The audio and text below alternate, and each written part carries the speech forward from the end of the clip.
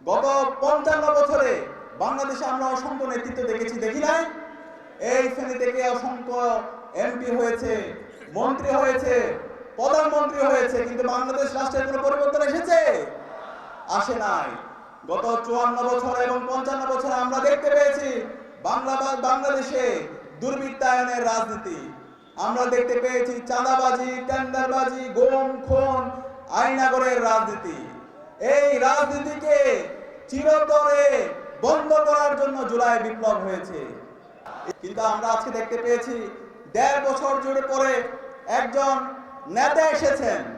নেতা আসার পরে তার বিভিন্ন ধরনের পরিকল্পনার কথা বলছেন। 1.5 বছর জুড়ে আমরা দেখতে পেয়েছি জুলাই বিপ্লব পরবর্তী ওই দল সেই আগের কায়দার রাজনীতি তারা করছে, সেই দুর্বৃত্তায়নের রাজনীতি তারা করছে, সেই চাঁদাবাজি, টেন্ডারবাজি, গুম খুনের সেই ফেসিবাদী কাঠামোর রাজনীতি তারা করছে। তাদের মধ্যে কোনো সংস্কার নেই। যে সংস্কার করার জন্য জুলাই বিপ্লবে শহীদদের জীবন দিয়েছে, তার কোনো পরিবর্তন আমরা ওই দলের মধ্যে দেখতে পাই না। আমরা দেখতে পেয়েছি ওই দল নিজেদের মধ্যে অন্তর্কুণ্ডলে তারা ডাবল সেঞ্চুরি করেছে। যে দল নিজেদের দলের নেতা কর্মীদেরকে অন্তর্কুণ্ডলে মেরে ফেলে, সেই দলের হাতে কিভাবে একটা রাষ্ট্র নিরাপদ হতে পারে? সুতরাং আমরা অনুরোধ করব ওই দলের নেতৃবৃন্দকে, আপনারা এই গুন্ডাদেরকে সামলান। চাঁদাবাজি, টেন্ডারবাজি, রাজনীতি, মাফিয়া তন্ত্রের রাজনীতি 5 আগস্ট চ্যাপ্টার ক্লোজ হয়ে গেছে। সুতরাং ওই রাজনীতি চলবে না। ইতিমধ্যে ছাত্ররা জানিয়ে দিয়েছে তাদের অবস্থান। আপনাদের যে অবস্থান ছিল শহীদ জিয়া এবং বেগম জিয়া থাকতে, আপনার দলের যে অবস্থান ছিল সেই অবস্থান আজকে আপনারা আপনাদের ভুল রাজনীতির কারণে আপনারা হারিয়ে ফেলেছেন।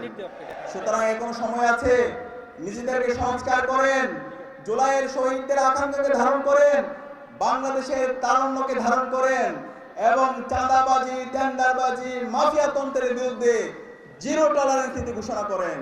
এভাবে যদি ঘোষণা করতে পারেন, তাহলে বাংলাদেশে মানুষ আপনাদের কথাগুলো আবার নতুন ভাবে ভাববে। আমি একই সাথে অনুরোধ করব, আজকে আমরা দেখতে পাচ্ছি যে জুলাই বিপ্লব হয়েছিল বাংলাদেশের সংস্কারের জন্য, যে জুলাই বিপ্লব হয়েছে বাংলাদেশে ইনসাফ কায়েম করার জন্য, সেই জুলাই বিপ্লবের সনদের আইনি ভিত্তি দেওয়ার জন্য যে গণভোট, সেই গণভোটে হাকে বিজয় করার জন্য ওই রাজনৈতিক দল এখন পর্যন্ত কোনো ক্যাম্পেইন করছে না। তারা এড়িয়ে বিনিয়ে ন্যায়ের পক্ষে অবস্থান করছে। যারা ন্যায়ের পক্ষে অবস্থান করছে, আপনাদেরকে 12 ফেব্রুয়ারি আগে বাংলাদেশের সর্বস্তরের জনতা আপনাদের বিরুদ্ধে গণরায় দিয়ে দিবে। ইতিমধ্যে আপনাদের পরাজয় হয়ে গেছে। আমরা আর কোনো মাফিয়া তন্ত্র চাই না, আমরা আর কোনো চাঁদাবাজি, টেন্ডারবাজি চাই না।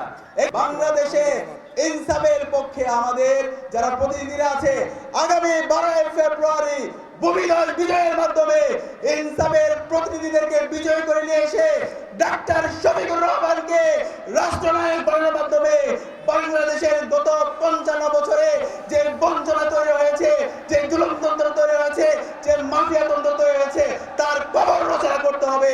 আমরা কি পারবো? ইনশাআল্লাহ, ইনশাআল্লাহ। ইনকিলাব জিন্দাবাদ। নারে